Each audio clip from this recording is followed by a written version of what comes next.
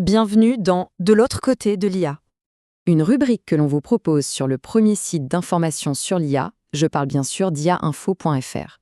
Ici, notre objectif, c'est d'explorer ensemble les avancées et la progression de l'intelligence artificielle au sein de la société américaine.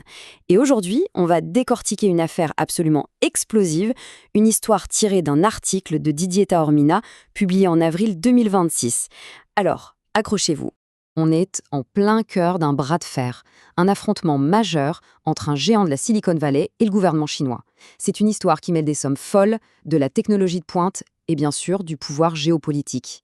Vous voyez ce chiffre ? 2 milliards de dollars. C'est la somme colossale que Meta a mise sur la table pour racheter une start-up d'IA qui s'appelle Manus.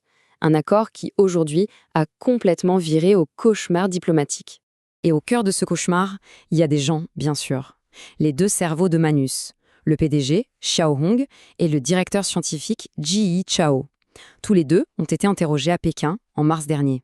Et depuis, ils sont tout simplement bloqués là-bas, interdites de quitter la Chine. Alors, la question qu'on se pose tous, c'est comment est-ce qu'on en est arrivé là ? Comment un deal technologique, même à 2 milliards, a pu se transformer en ce qui ressemble ni plus ni moins à une prise d'otage économique ?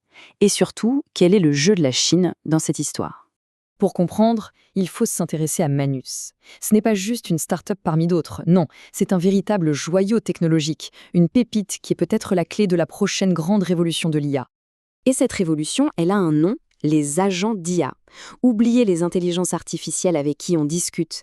Là, on parle de programmes complètement autonomes, qui agissent, qui prennent des initiatives. Ce n'est plus l'IA qui vous répond, c'est l'IA qui fait les choses à votre place. C'est ça, la nouvelle frontière. Mais agir concrètement, ça veut dire quoi ? Ça veut dire développer des logiciels tout seul, analyser des montagnes de données, gérer des fichiers, tout ça sans aucune intervention humaine. On comprend tout de suite mieux pourquoi Meta, OpenAI et tous les autres sont prêts à signer des chèques avec beaucoup de zéros pour ça. Bon, maintenant qu'on a posé le décor, voyons comment tout a dérapé. L'histoire de Manus, c'est aussi celle d'un pari stratégique énorme. Un pari qui s'est finalement retourné contre ses créateurs. Regardons la chronologie. Tout commence en 2025.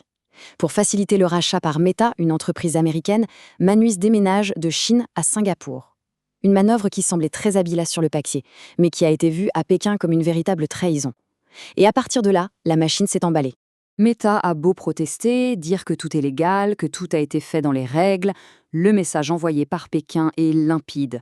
Quand il s'agit de technologies jugées stratégiques, c'est le contrôle de l'État qui prime sur les lois du marché. Point final. Et attention, cette affaire n'est pas juste un incident isolé. Il faut prendre un peu de hauteur pour voir le tableau d'ensemble. On est en pleine guerre technologique entre la Chine et les États-Unis.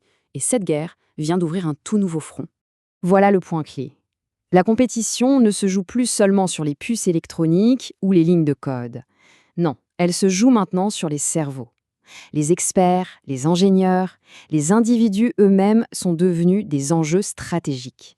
Et là, on voit s'affronter deux visions du monde. D'un côté, le modèle américain, qui a toujours cherché à attirer les meilleurs talents du monde entier, et de l'autre, la nouvelle stratégie chinoise, beaucoup plus autoritaire. Garder ses talents à la maison, et par la force s'il le faut.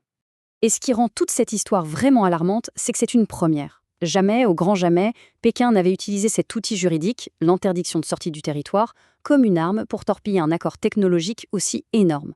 C'est un précédent qui fait froid dans le dos. Alors, et Meta dans tout ça, le géant américain a misé très, très gros sur Manus pour ne pas se laisser distancer dans la course à l'IA.